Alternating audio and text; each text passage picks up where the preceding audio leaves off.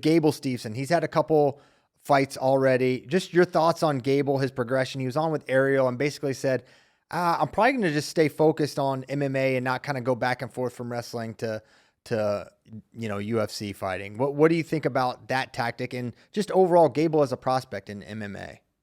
So I was kind of sad when Gable decided to just walk away from wrestling because I still believe he's our best chance to continue to win the world championships. But then I watched him fight, and I'm like, okay, here's one of the biggest issues in MMA right now.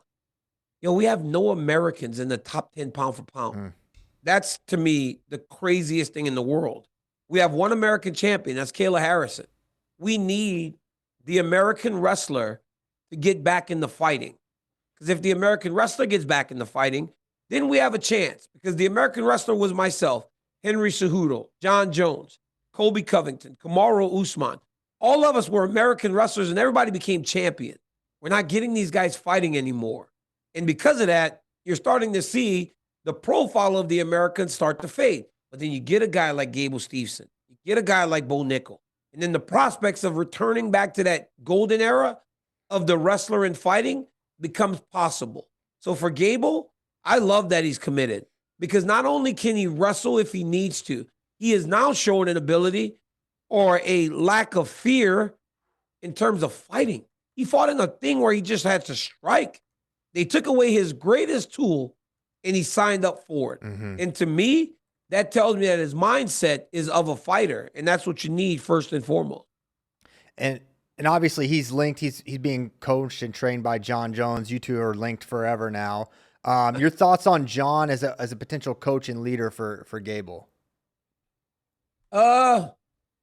So John Jones can coach. Obviously, he's a tremendous martial artist. My hope is that he has grown to the point now that he's mature enough to guide a young man without taking him down the dark path. That's it. Obviously, John has a ton of demons. He always has. And I don't know that those go away. But hopefully, it's not a negative influence on a kid that seems to have the world at his fingertips. Look, Gable, this now has to work, though, because he's done everything, right? He did WWE, played football. He obviously can wrestle. Now he's doing MMA, something we thought he would do a long time ago. But now he's exhausted all those other options. John has to take a responsibility to Gable to make sure he's guiding him in the right directions and not just inside the octagon. If you're watching Gable, and you're obviously you're tied in with the UFC, what do you think his time frame likely is? When do we see a Gable fighting in the UFC? If you had to guess. So Mick Maynard was at his dirty boxing fight. Mick Maynard lives in Texas. Mick Maynard is the matchmaker for 125, 185, 205 in heavyweight. He was not there for no reason. He didn't fly to Texas. He didn't fly to Florida from Texas just to be there. He flew because Gable Steveson is the type of prospect that you fly to see. Hey, you know what was most impressive about Gable's fight? Gable knocked some dude out in 15 seconds, right? With just striking. He celebrates, but this dude weighs about 275 pounds. He just jumps over the top rope. Did you see him jump over the top rope? It's unreal. Unbelievable. He literally runs, starts going, and then just jumps over the top rope. How do you pick that big ass up and take it over the top rope? He's an amazing athlete, man. This dude is going to be a problem for these guys. He's one of one. That impressed me. Yes, absolutely. That impressed me. That was crazy. And you'd mentioned Bo Nickal as well. He's on the card next week. Yep. I think he's on the prelims now. He had the loss to RDR, and we hadn't seen him in quite some time. Has your opinion on Bo Nickal as a prospect changed at all? I'm not giving up on Bo yet. He's a winner. I believe that he can still do it. Like, so many people are like, well, Bo Nickal isn't who he's supposed to be. Well, here's the thing. Bo Nickal shouldn't have been fighting Rainier DeRitter. He's too young. I think so many people underestimated who DeRitter was.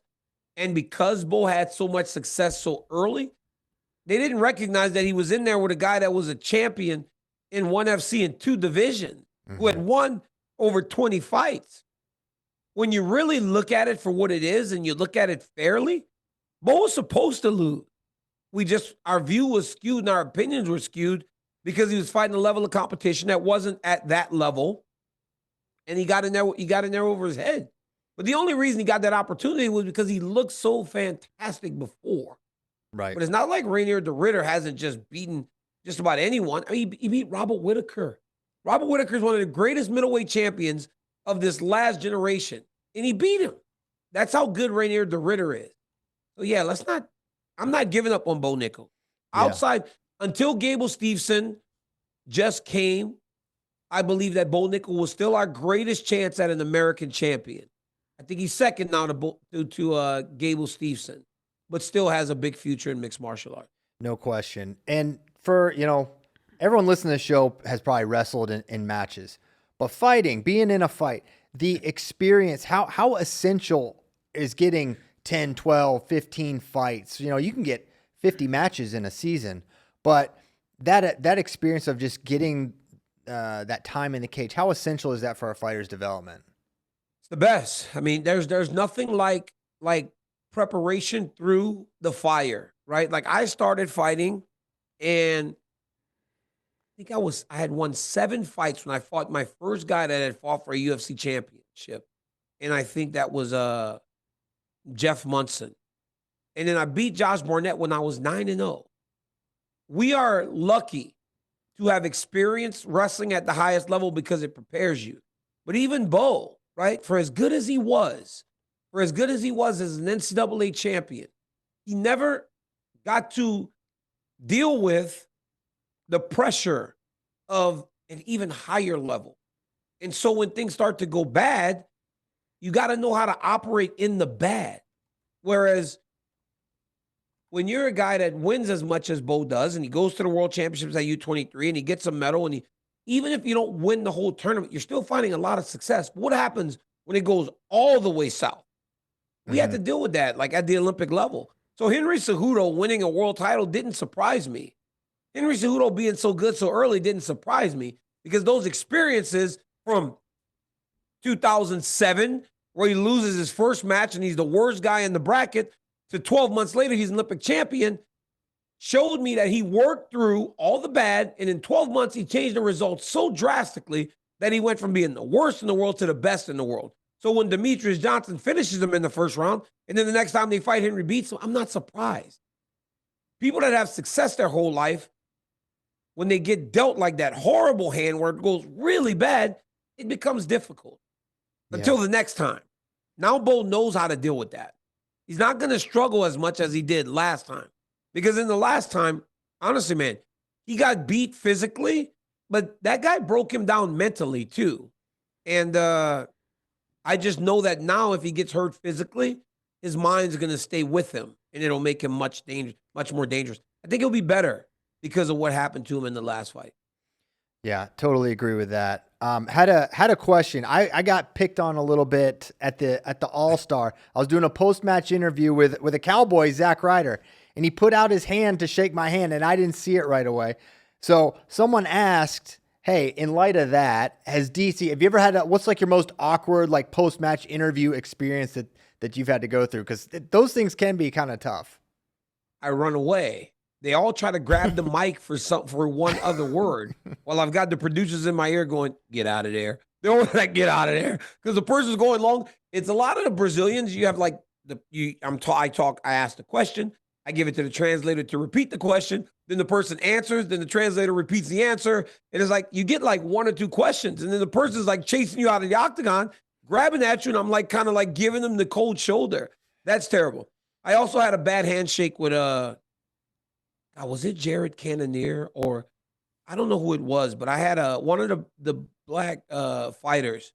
We had a really bad handshake. And every time I see him now, I'm like, man, there's no way. I go, you're the only brother that I've had this bad a handshake with. Like 2 black dudes should never have that bad a handshake. It was really awkward. I was like, this is bad. So yeah, that happened inside the octagon once too, and I was like, yeah, man, it's embarrassing.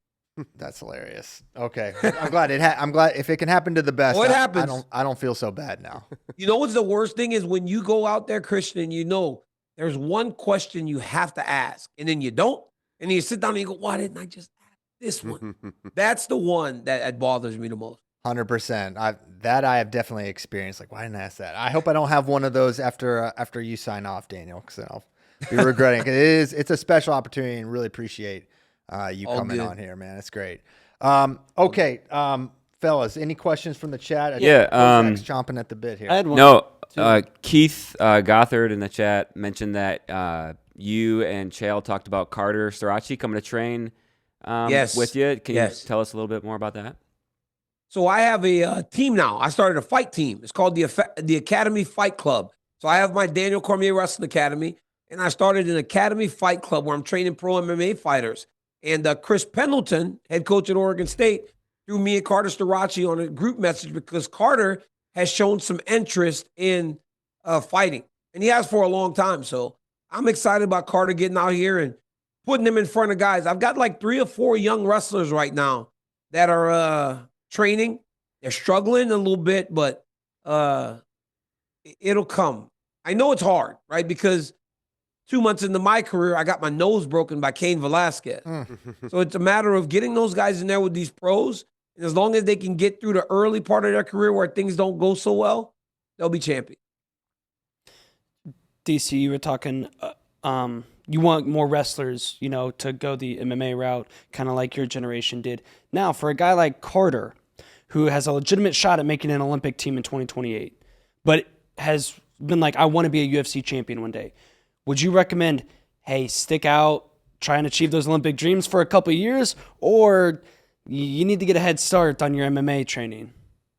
So that was my situation. When Dwayne Zinkin called me back in 2001, I told him, I said, hey, I want to try to make an Olympic team. He goes, well, the moment you're done, call me, right? He was patient.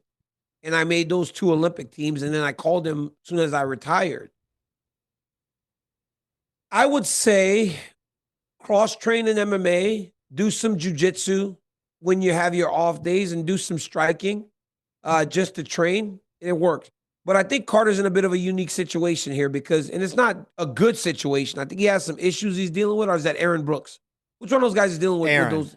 It's Aaron. Yeah, Carter still has time to get better, but just do it in cross-training and then commit to it full-time. But wrestling is not year-round.